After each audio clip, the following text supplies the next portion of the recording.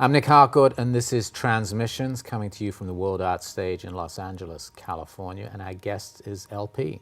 Thanks for coming and playing. I'm very happy to be here. 21 questions. Great. You ready? Fantastic. Okay, Yes. you sound really excited. Your first musical memory? Well, oh, I think like singing, some little song in nursery school or something like, some song you had to sing in America, I don't know if like... You don't remember what it was? I think it was You can't like, give me This Land Is Your Land or Yeah. something like that. And my mom singing to me, for sure. When was the moment that you knew that music was something that you wanted to do? It was a little bit after my mother passed away, and I just felt like, I don't know, I just felt like life was short, and that I could do better in life just emotionally and just, win my own psyche in life if I just did what I loved instead of doing, what my father wanted me to do, like be a doctor, Do you mind if I ask how old you were when that occurred to you? I was a teenager, about 18. And had you already been doing music but not thinking it was something... Yeah, I mean, I sang. I knew I was good at singing, but, I did a lot of different stuff, and I was decent in school, and I have an older brother who's a brain surgeon, so that's the kind of family I kind of came from. Like, Wow. It was very much about academics, and, What was your first musical instrument?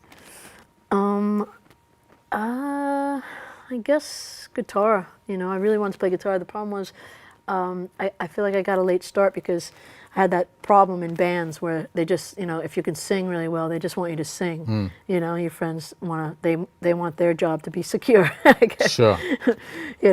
So yeah, guitar. Do you remember the first song that you sang or played, apart from the On guitar? nursery rhyme? Yeah. Geez, on guitar, probably Hard Day's Night. Yeah.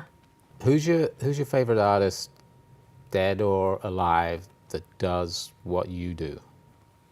I guess one of them, I have so many, you know what I mean? It's hard to do a definitive, like, that guy or that woman. But I feel like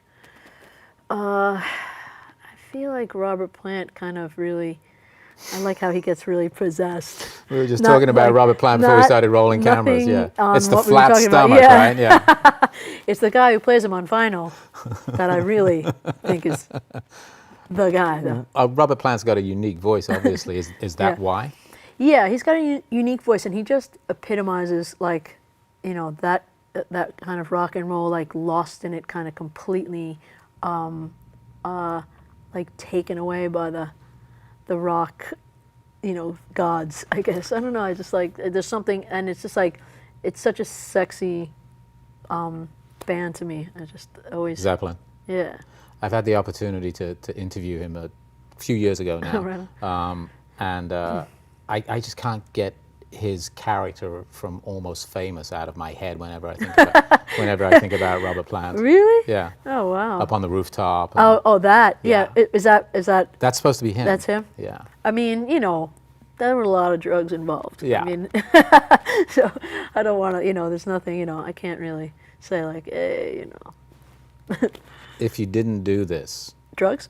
Sure. If you didn't do drugs, because you're high now, obviously.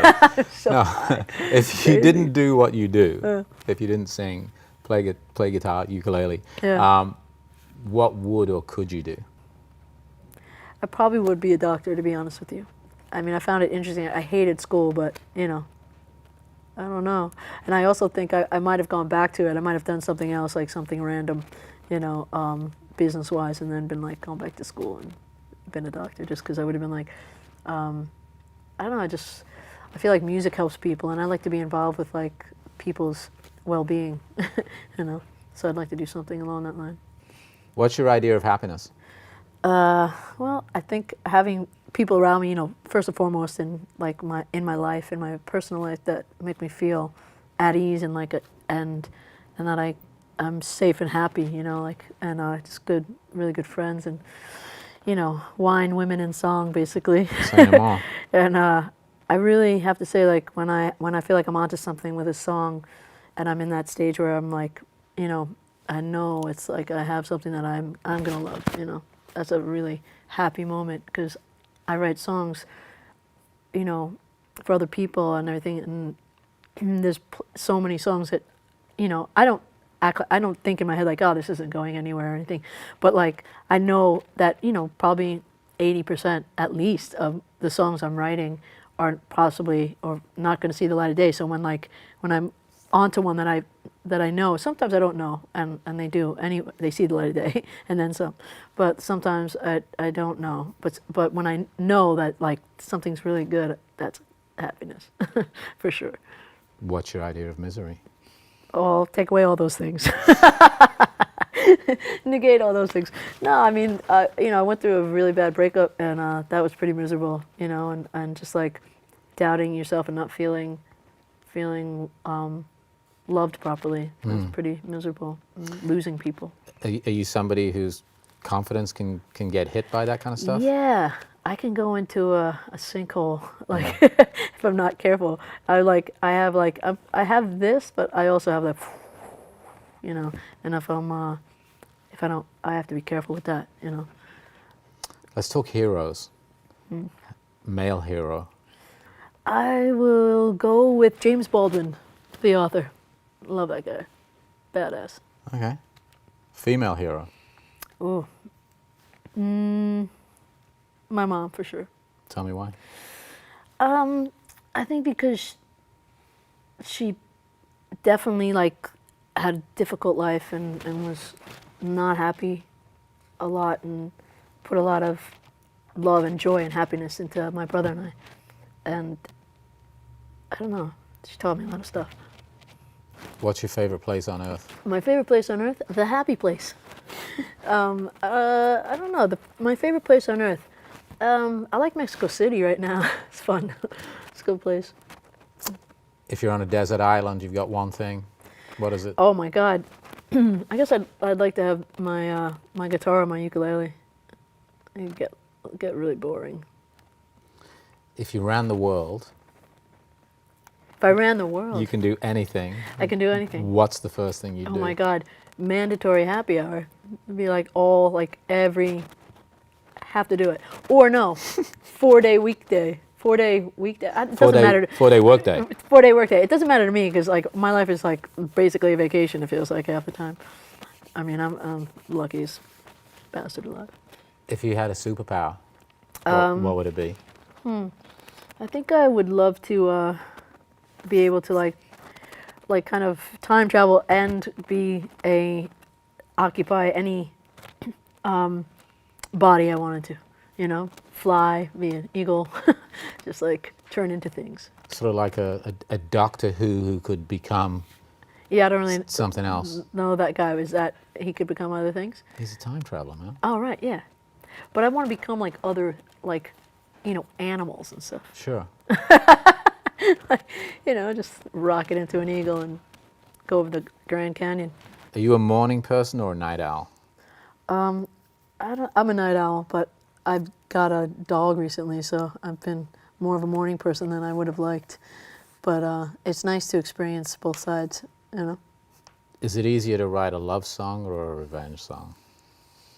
I think when you have something actually real to write, like a revenge song, it's easier, you know. If you're like making it up, like sometimes, you know, you're not feeling those emotions, you can get really, I can go really deep on them.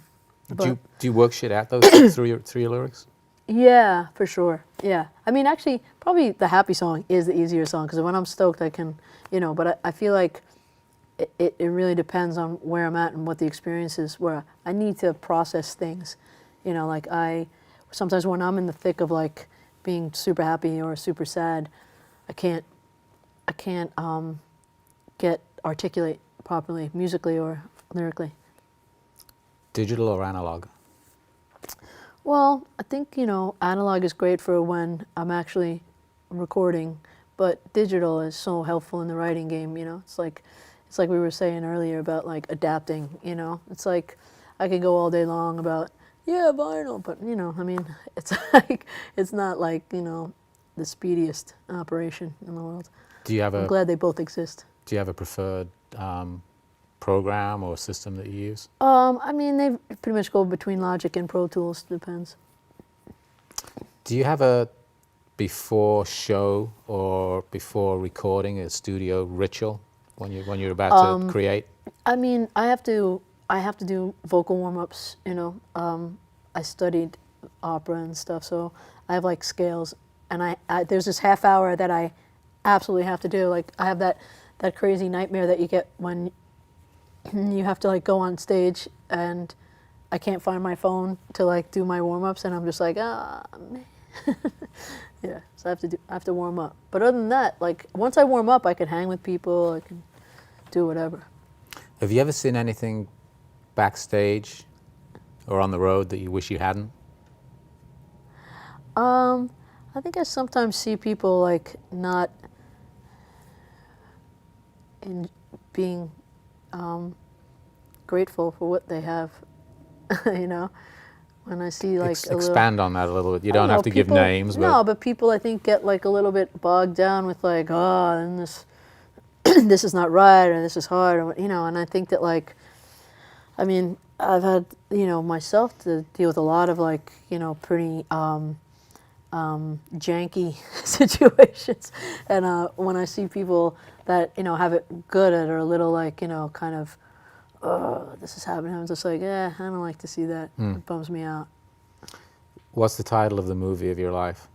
The Longest Winding Road. Who knows? What's your current state of mind? I feel good. Good. Yeah, I feel really good. Cool. I'm just, I feel really lucky and good. Because you've been talking to me, obviously. So. Oh, yeah, man. Yeah. It's blowing out of you. Thanks. Thank you. Thank you, man. Thanks. Sweet.